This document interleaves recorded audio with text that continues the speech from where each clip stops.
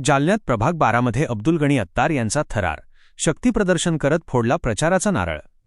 जालना महानगरपालिकेच्या निवडणुकीची रणधुमाळी आता खऱ्या अर्थाने तापू लागली आहे।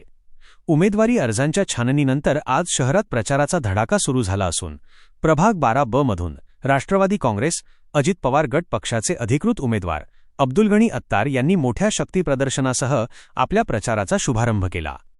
ढोल ताशांच्या गजरात शक्तीप्रदर्शन, दादांचे घड्याळ हाती घेऊन मैदानात उतरलेल्या अब्दुल गणी अत्तार यांनी आज आपल्या समर्थकांसह प्रभागात मोठी रॅली काढली।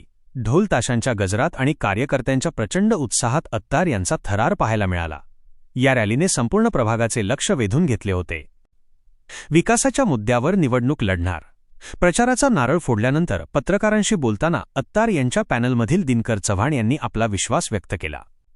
ते म्हणाले, आम्ही केवळ विकासाच्या मुद्द्यावर ही निवडणूक लढवत आहोत।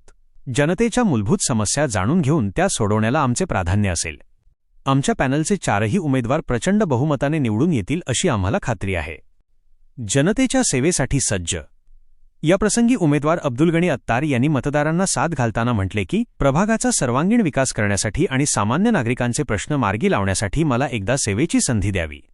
या प्रचार शुभारंभ प्रसंगी पॅनलचे चारही उमेदवार, राष्ट्रवादी काँग्रेसचे पदाधिकारी आणि मोठ्या संख्येने कार्यकर्ते उपस्थित होते। प्रभाग 12 मधील या भव्य शक्ती प्रदर्शनामुळे राजकीय वर्तुळात आता जोरदार चर्चा रंगली आहे। आज हे धनशक्ति के विरोध में जनशक्ति है। आज जनशक्ति बोले तो कैसा हुआ कि भाई आज जो देखो तुम, आज मैं गणेश चौहान जो प्रभाग क्रमांक 12 से खड़ा हुआ, कैसे पण उम्मीदवार मराठा समाज का है, पाटिल समाज का है, इसका मुझे गर्व नहीं है।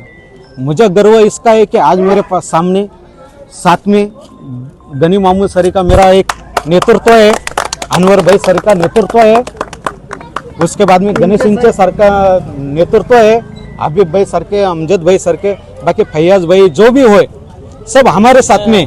अगर हमने